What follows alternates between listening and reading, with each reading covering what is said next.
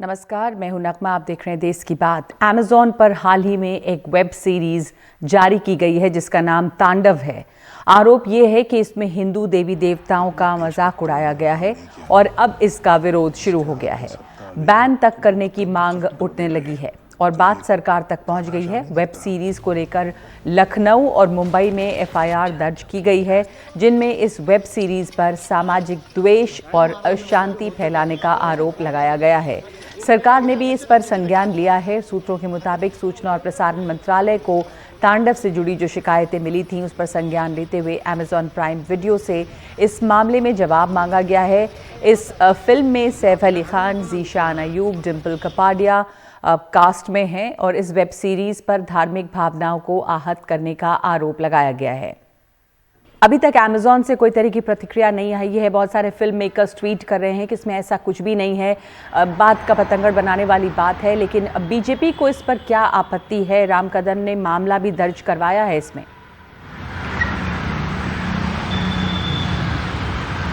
देखिए, बीजेपी को इसमें कई 2-3 ऐसे सीन हैं जो उन्होंने बताया, उनमें उन्हें आपत्ति है। उनका कहना है कि भगवान हैं जो उनका एक तरह से मखौल उड़ाया गया है, उन्हें कुछ अजीब तरह की पोशाक पहनाई गई है, उनका मजाक उड़ाया गया है। साथ ही कुछ ऐसे दृश्य हैं जिसमें कि जाति भेद का भी बढ़ावा दिया गया है। तो इन्हीं सब बातों को लेके उनका कहना है कि जब भी कुछ होता है तो ये हिंदू देवी देवताओं का मजाक उड़ाया जाता है, हिंदुओं की सहिष्णुता का फायदा उठाया जाता है, जिसको अब हम बर्दाश्त नहीं करेंगे।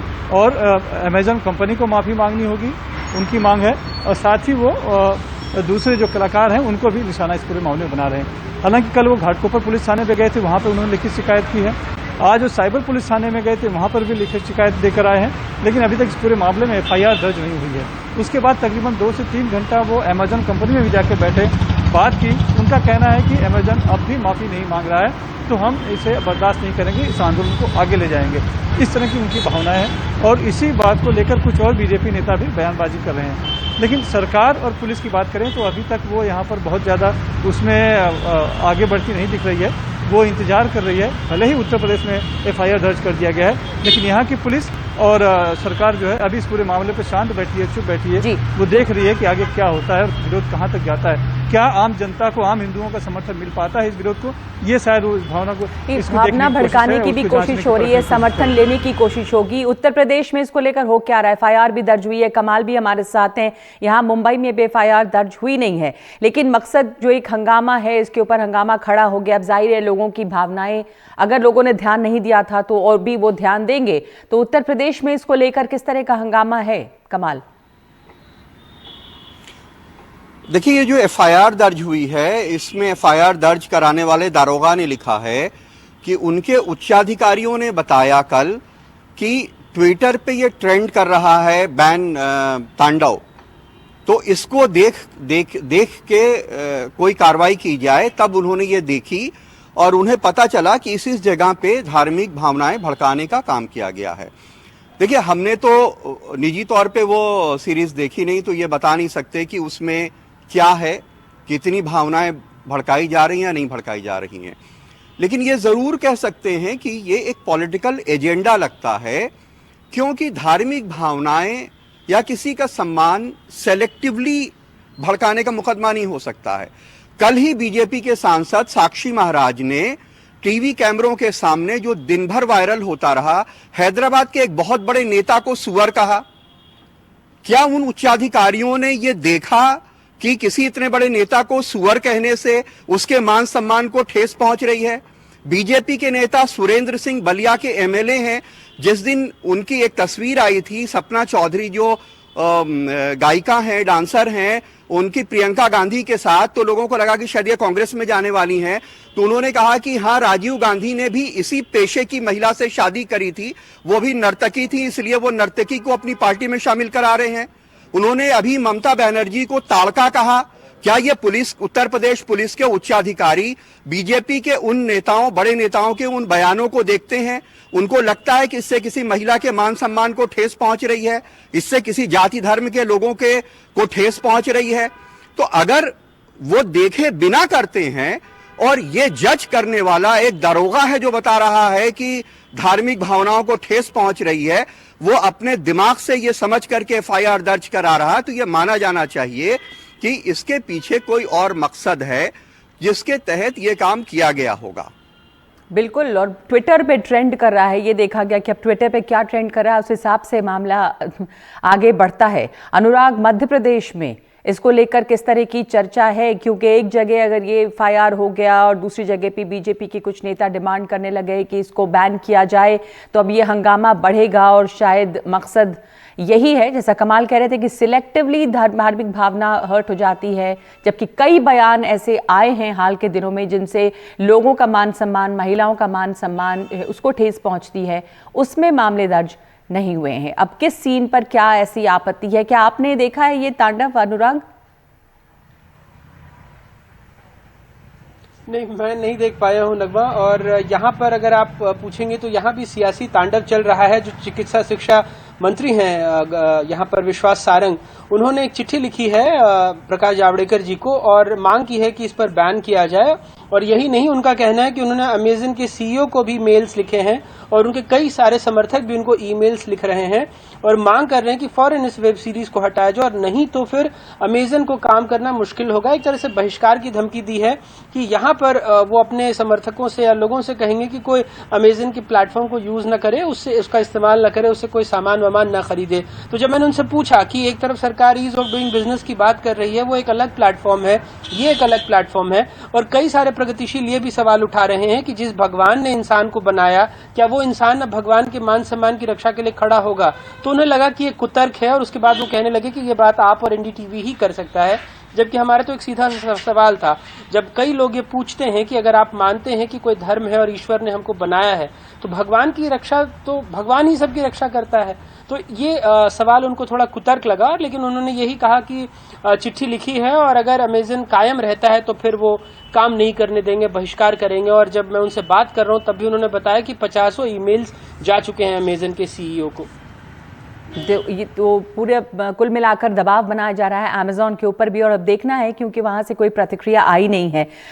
हंगामा है तांडव को लेकर। धन्यवाद आपका अनुराग, कमाल, सुनील इस चर्चा के लिए। तो मध्य प्रदेश हो गया, महाराष्ट्र है, उत्तर प्रदेश, इन तमाम जगहों पर एक हलचल मची हुई है इस अमेजॉन वेब सीरीज को लेकर, और इस पर अब अमेजॉन की क्या प्रतिक्रिया होती है, क्योंकि सरकार ने भी संज्ञान लिया है। अमेजॉन की तरफ से भी देखना है, उनके ऊपर दबाव भी बनाया जा रहा है कि इस वेब सीरीज को रोका जाए, क्योंकि इससे धार्मिक भावनाओं को ठेस पहुंचता है। आगे की खबरों पर बढ़ते हैं और बात करते हैं किसानों की ट्रैक्टर रैली पर रोक की दिल्ली पुलिस की जो याचिका है, उस पर सुप्रीम कोर्ट ने आज सुनवाई टाल दी है और कहा है कि ये कानून व्यवस्था का मामला है, पुलिस अपने अधिकारों का इस्तेमाल करे। अब बुधवार को अगली सुनवाई इस मामले में होगी। सुप्रीम कोर्ट ने यह साफ किया है कि दिल्ली पुलिस को यह तय करना है कि किसानों को दिल्ली में प्रवेश करने की अनुमति दी जाए या नहीं, यदि हाँ तो कितने लोगों को प्रवेश करने की अनुमति हो और किन शर्तों पर। दिल्ली पुलिस को इसे तय करने का एकमात्र अधिकार है और सुप्रीम कोर्ट को नहीं। क्या केंद्र और पुलिस को यह बताने की जरूरत है कि उनके पास पुलिस अधिनियम के तहत किस तरह की शक्तियां हैं, ये कोर्ट पूछ रहा है। इस बीच किसान नेता प्रेम सिंह पंगू ने कहा है कि उनकी 26 जनवरी की परेड शांतिपूर्ण होगी और परमिशन के लिए वो दिल्ली पुलिस को खत लिखेंगे। उनसे बात की है मुकेश सिंह सेंगर ने। मेरे साथ किसान नेता प्रेम सिंह पंगू जी हैं, उनसे बात करता हूं। प्रेम जी, आज सुप्रीम कोर्ट में सुनवाई हुई जिसमें सरकार ने जो आपकी परेड 26 तारीख को होने वाली है उस पर रोक लगाने की मांग की थी, लेकिन सुप्रीम कोर्ट ने कहा कि दिल्ली पुलिस के पास क्या अधिकार हैं, सरकार के पास क्या अधिकार हैं, क्या उनको याद दिलाए जाएं, और सुप्रीम कोर्ट ने फिलहाल इस पर दखल देने से मना कर दिया। देखो, हम वेलकम करते हैं सुप्रीम कोर्ट का, जो हमारे पास फैसला तो भी आया नहीं, जैसे आपके चैनल के लिए नहीं पता चला है, तो हमारी उम्मीद भी पहले ऐसे ही थी कि सुप्रीम कोर्ट ऐसे बड़े मामले में ऐसा दखल नहीं देगी, क्योंकि पहले जो पिटीशन सुप्रीम कोर्ट पेंडिंग थी जिसमें हाईवे खाली करवाना था, तो वो भी आज हियरिंग के लिए लगी हुई थी। 2 पिटीशन पुलिस ने डाली थी कि 8 ऑर्गेनाइजेशन जो पहले हम प्लीड किया उनको रिस्टेन करें फ्रॉम एंटरिंग दिल्ली, किसी किस्म का प्रोटेस्ट है। 3 आज लिस्ट हुई थी, तो तीनों पर सुनवाई हुई है। हमारा पहले ये सोचना था कि सुप्रीम कोर्ट ने, जो देश की उच्च अदालत है, उसने पहले ही हमको कॉन्स्टिट्यूशनल राइट कह करके कि इनका डेमोक्रेटिक और पीसफुल है, तो उसमें दखल हम नहीं देते। यहाँ से हाईवे से उठाने पर भी सुप्रीम कोर्ट का यही पहले व्यू था, तो आज हम भी यही सोचते थे कि इस पिटीशन पर भी शायद सुप्रीम कोर्ट ऐसा दखल नहीं देंगे। तो हम बहुत वेलकम करते हैं सुप्रीम कोर्ट का फैसला। उन्होंने किसानों का पीसफुल प्रोटेस्ट का राइट उसको अपहेल्ड किया है और ये होना भी चाहिए, और ये ठीक है। दूसरी बात कि लॉ एंड ऑर्डर का प्रॉब्लम है, जहाँ भी लॉ एंड ऑर्डर की प्रॉब्लम होती है तो कोर्ट्स उसमें नहीं दखल देती, वो एडमिनिस्ट्रेटिव प्रॉब्लम है, वो पुलिस पर ही छोड़ते हैं। अगर पुलिस पर आज छोड़ा है तो हम पुलिस से देख लेंगे, परमिशन लेंगे या देती है या नहीं देती वो देंगे। कल सरकार से आपकी 10वें दौर की बातचीत होनी है। सरकार कह रही कि जो कृषि कानून हैं वो बहुत अच्छे हैं और बहुत सारे एक्सपर्ट और वो कह रहे हैं कि बहुत अच्छे कानून हैं। तो ऐसे में क्या लगता है कि आपकी बातचीत क्या निकलेगी, क्योंकि आप तो कह रहे हैं कि कृषि कानून रद्द करो। मैं समझता हूँ कि सरकार का जो एटीट्यूड है, आज का स्टेटमेंट भी है, वो बहुत कंडेमेबल है, क्योंकि 15 तारीख की मीटिंग के लिए स्पष्ट हो गया था। बार बार इस पर चली कि आप अमेंडमेंट्स मान लो, इसमें और बात कर लो, क्लास वाइज कर लो। हमने कहा कि 7-8 राउंड की टॉक्स में ये बिल्कुल स्पष्ट हो गया कि आप कहाँ खड़े हो, हम कहाँ खड़े हैं। हम रिपील से नीचे बिल्कुल ही नहीं है, अब तक आपके ध्यान में नहीं आया और हम कैसे बताएं। तो इसके ऊपर दोबारा जब सरकार से मीटिंग तय हुई, तो मीटिंग तय करने के बाद हमने फिर बोला कि देखो, आप अगर तो कोई मन बना करके आएंगे कि कानून रिपील करने हैं और एमएसपी पर कोई कानून लेकर के आना है, फिर तो मीटिंग बुलाओ, वरना ना बुलाओ। Don't waste your time and our time. We are busy in the preparation of 26, हमको वो करने दें, तो आप भी क्यों टाइम करते हैं। तो एग्रीकल्चर मिनिस्टर ने साफ कहा था कि नहीं, सरकार मन बना करके आएगी, मन बनाया है, आप 19 को आओ, कोई सोल्यूशन निकालेंगे। तो आज का बयान मैं समझता तोमर साहब का, दिस इज वेरी अनफॉर्चुनेट। ये उनको नहीं देना चाहिए। ऐसा लगता है जैसे वो टास्क को आपे सबूताज करना चाहते हैं। मुकेश हमारे साथ जुड़ रहे हैं इस वक्त। मुकेश, किस तरह की तैयारी किसानों की है और कितनी बड़ी संख्या में किसान यहाँ पर आने के लिए तैयार हैं? ट्रैक्टर्स की भीड़ है। हम जानते हैं कि सुप्रीम कोर्ट ने सुनवाई आज टाली है और इस पर कोई आदेश नहीं है, लेकिन सुप्रीम कोर्ट ने पुलिस को ये कहा है कि वो निर्णय लें, उनका ये अधिकार क्षेत्र है कि कितनी तादाद में किसानों को यहाँ आने दिया जा सकता है। तो इस बीच वहाँ पर किसानों से आपने बातचीत की है और उस वहाँ पर किस तरह की तैयारियाँ हैं?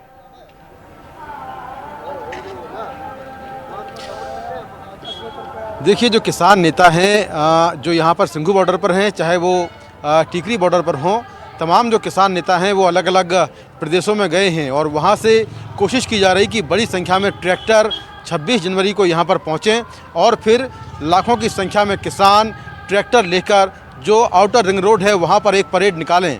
लेकिन फ़िलहाल सबसे बड़ी मुश्किल ये है कि क्या इतनी बड़ी संख्या में ट्रैक्टर और किसान दिल्ली के अंदर घुस सकते हैं।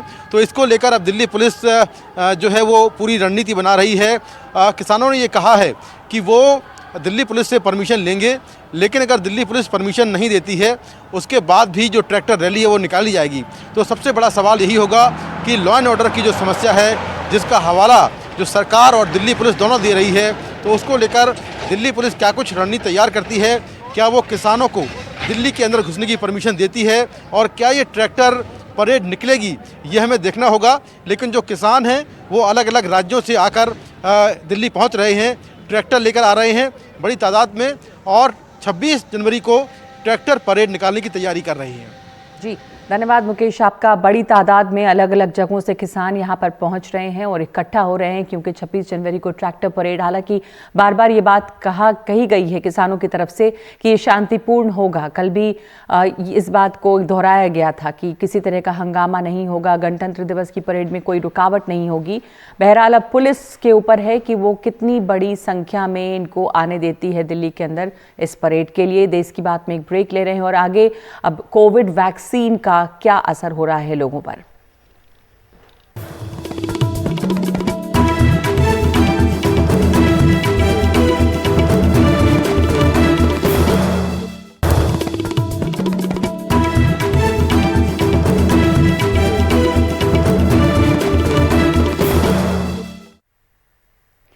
मुरादाबाद में जिला सरकारी अस्पताल के एक वार्ड बॉय की कोरोना वैक्सीन लगवाने के 24 घंटों के बाद मौत हो गई है।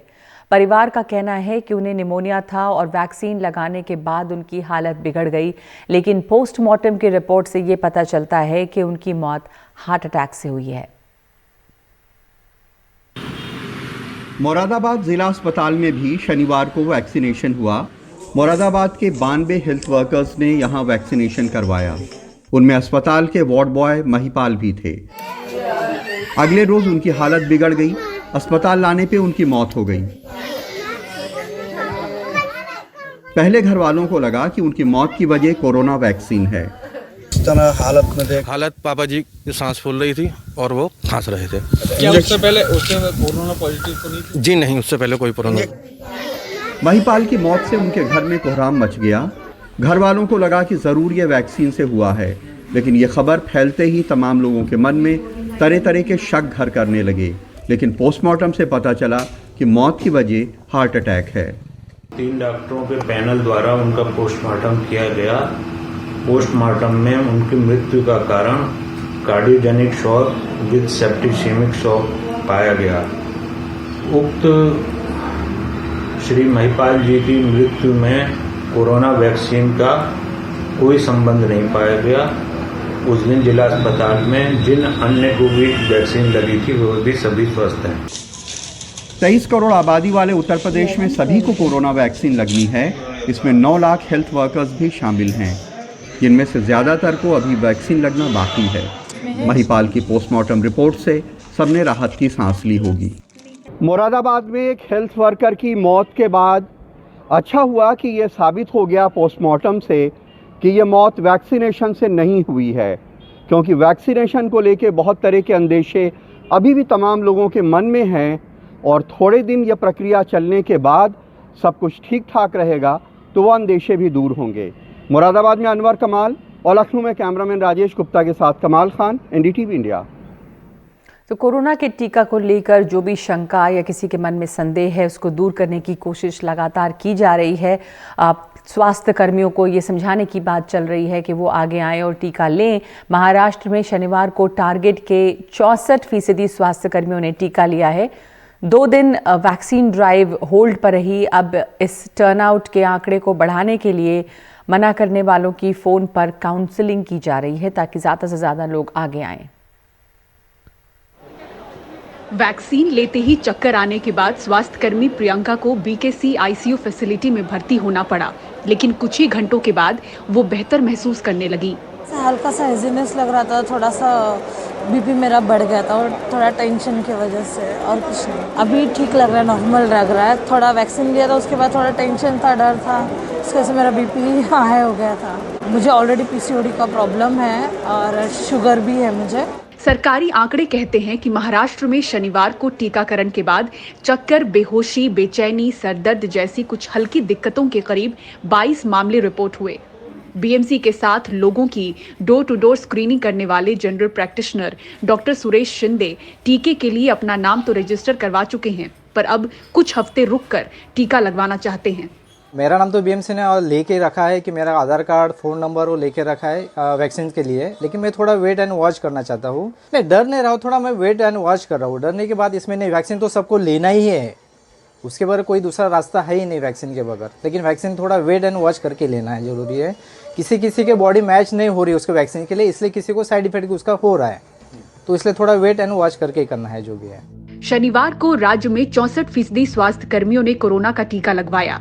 मुंबई में 48%, नासिक में करीब 49% और पुणे में 55% स्वास्थ्यकर्मी वैक्सीन लेने पहुंचे। इस आंकड़े में बढ़त के लिए अब जिला स्तर पर लोगों से संपर्क कर उनके अंदर बैठे वैक्सीन के डर या सवाल को दूर किया जा रहा है। अब लोगों के मन में जो डर है, इसके लिए हम लोगों ने प्री कोविड वैक्सीनेशन काउंसलिंग और पोस्ट कोविड वैक्सीनेशन काउंसलिंग शुरू की हुई है, जिसकी वजह से लोगों के मन में वैक्सीन लेने से पहले जो भी डर है, ये काउंसलर टीम उनको ये पूरी तरह से कन्विंस करती है कि ये वैक्सीन पूरी तरह से सुरक्षित है। और दूसरा है पोस्ट कोविड-19 वैक्सीनेशन काउंसलिंग। इसमें वैक्सीन लेने के बाद 30 मिनटों तक हम लोगों को हमारी निगरानी में रखते हैं। अगर कोई अर्ली रिएक्शन आती है तो वो भी हम लोग रजिस्टर करते हैं। वैक्सीन क्या है कि छोटा वायरस का जो हम लोग इनएक्टिवेट करके पार्टिकल देते हैं, तो इसमें हर एक पेशेंट को, आपका बॉडी है तो उसको रिएक्ट तो करेगा, कोई भी बाहर का फॉरेन प्रोटीन आया तो थोड़ा बहुत बुखार या फिर वो जगह पे पेन, बेचैनी, कभी कभी मामूली सी रैशेस, ये एक्सपेक्टेड है। इसमें डरने का कोई बात नहीं है। ऐसा लाइफ थ्रेटनिंग या फिर आपको जान के लिए प्रॉब्लम होगा, ऐसे साइड इफेक्ट्स होने की परसेंटेज बहुत कम है, निग्लिजिबल मान सकते हैं। महाराष्ट्र में रविवार और सोमवार को टीकाकरण होल्ड पर रहा। पहले कहा गया कि कोविन ऐप में तकनीकी दिक्कत के कारण ऐसा हुआ है, लेकिन फिर जानकारी मिली कि सरकार ने हफ्ते में 4 दिन टीकाकरण के लिए कहा है। तो अब राज्य में इस हफ्ते मंगलवार से शुक्रवार स्वास्थ्य कर्मियों को टीका दिया जाएगा। मुंबई से पूजा भारद्वाज की रिपोर्ट, एनडीटीवी इंडिया के लिए।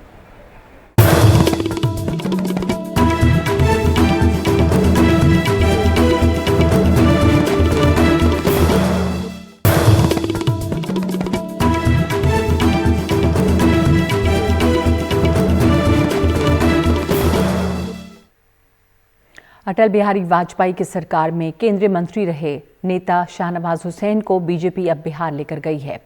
उन्होंने बिहार विधान परिषद चुनाव के लिए पर्चा भरा है और इस दौरान मुख्यमंत्री नीतीश कुमार और सुशील मोदी समेत कई बड़े नेता वहां मौजूद रहे। ये माना जा रहा है कि शाहनवाज हुसैन को नीतीश सरकार में मंत्री बनाया जा सकता है। शाहनवाज हुसैन के साथ विकासशील इंसान पार्टी यानी कि वीआईपी पार्टी के मुकेश साहनी ने भी अपना पर्चा दाखिल किया है।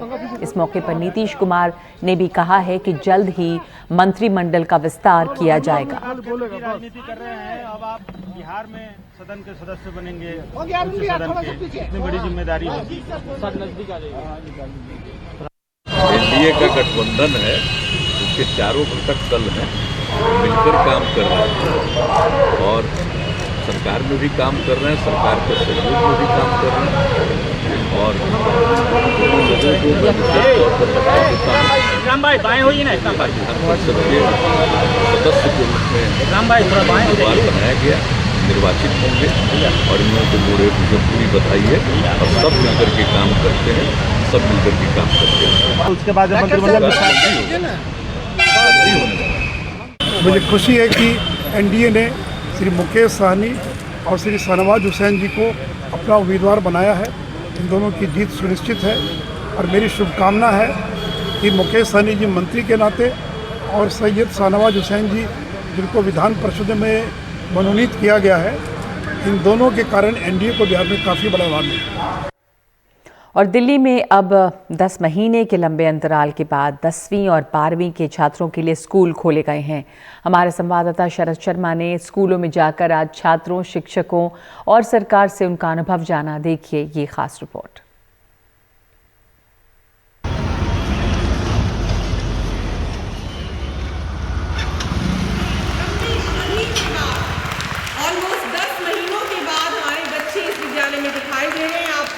दिल्ली में 10 महीने बाद स्कूल आए बच्चे ताली बजाकर पढ़ाई शुरू की। ये पूर्वी दिल्ली के पश्चिमी विनोद नगर के दिल्ली सरकार के स्कूल का नज़ारा है। सबसे पहले बच्चों को एहतियात के बारे में बताया गया। सबसे पहला तो हमें डिस्टेंस को मेंटेन करके रखना है।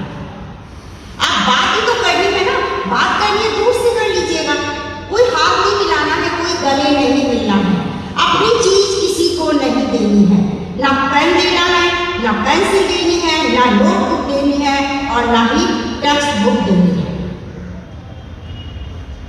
मास्क डेली पहन करके आना है। टीचर भी काफी उत्साहित दिखे। जैसे एक माँ है ना, जब पहली बार बच्चा बोलता है और जैसे पहली बार वो चलना सीखता है, मुझे लग रहा है कि ये बच्चा जैसे ही इन्होंने स्कूल की बाउंड्री के अंदर कदम रखा ना, बस मेरी खुशी का तो मुझे लगा कि चलिए मेरा बच्चा वापस आ गया।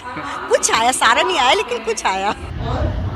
बच्चे भी थोड़ी शंका और थोड़ी हिम्मत करके स्कूल पहुँचे।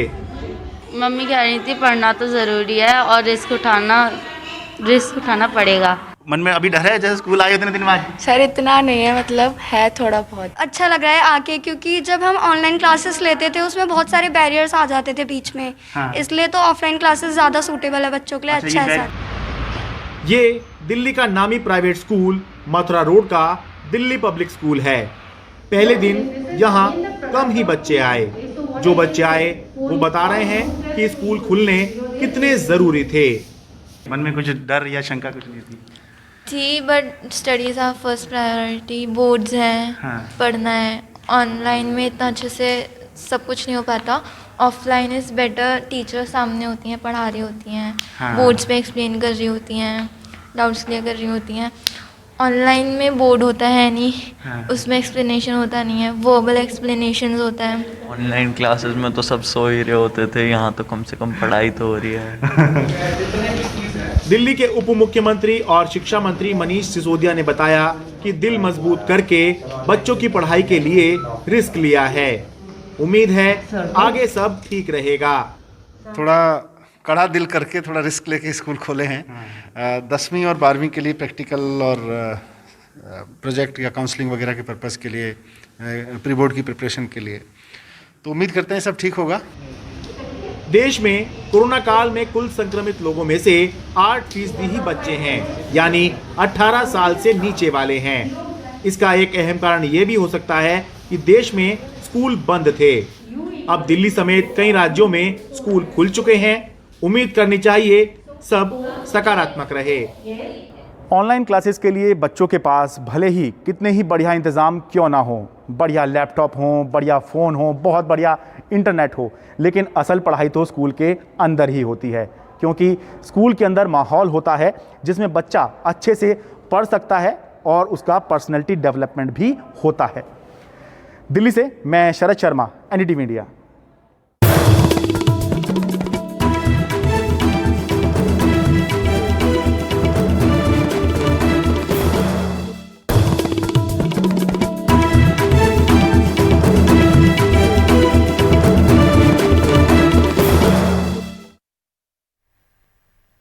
मध्य प्रदेश के इंदौर में ट्रैफिक कांस्टेबल रंजीत सिंह अपने ख़ास अंदाज से देश दुनिया में काफ़ी लोकप्रिय हैं। सोशल मीडिया में उनके लाखों फॉलोअर्स हैं। शहर के बहुत ही व्यस्त चौराहे पर सालों बाद भी आज वो अपने डांस के साथ ट्रैफिक नियंत्रित करते नजर आते हैं।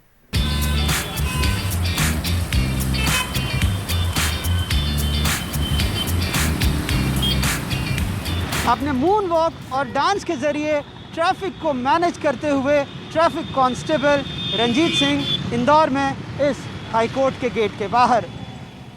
माइकल जैक्सन का मशहूर मून वॉक, डांस की अलग अलग मुद्राओं से ट्रैफिक का नियंत्रण। रंजीत सिंह के इस अनोखे सफर की शुरुआत दर्दनाक दास्तान से हुई।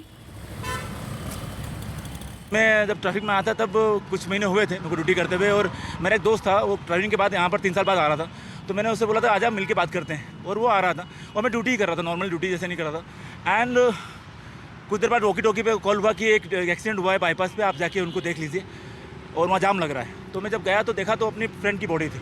दैट टाइम मुझे बहुत गुस्सा आया था कि एक 22 ईयर बंदा जो कि देश के लिए कुछ कर सकता था वो रोड पे क्यों मरा। मैं वहाँ से आया, गुस्से में इधर से उधर घूम रहा था। जब मैं घूम रहा तो मेरे सुपीरियर ऑफिसर ने बोला रंजीत आप घूम रहे हो, वॉक कर रहे हो तो लोग रुक रहे हैं। तो मेरे अंदर कहने का एक डांसर था, तो जो मून वॉकर था उसको मैं रोड पे लेकर आया। यातायात को नियंत्रित करने के अंदाज से रंजीत बहुत मशहूर हो गए। कई टीवी शो में वो दिख चुके हैं। वरिष्ठ अधिकारी भी रंजीत के इस अंदाज के कायल हैं।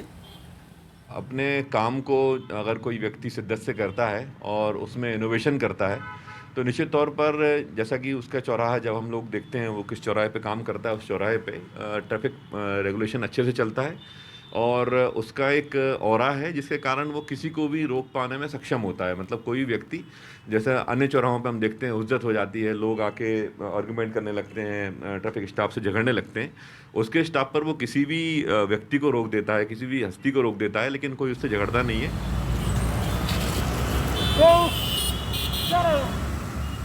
देश के सबसे साफ शहर में ट्रैफिक कांस्टेबल रंजीत को बेस्ट ट्रैफिक मैनेजमेंट के लिए पुरस्कार मिला है। वो जवानों को बेहतर ट्रैफिक मैनेजमेंट के लिए ट्रेनिंग भी देते हैं। इंदौर से कैमरा पर्सन रिजवान खान और समीर के साथ अनुराग द्वारी की रिपोर्ट, एनडीटीवी इंडिया।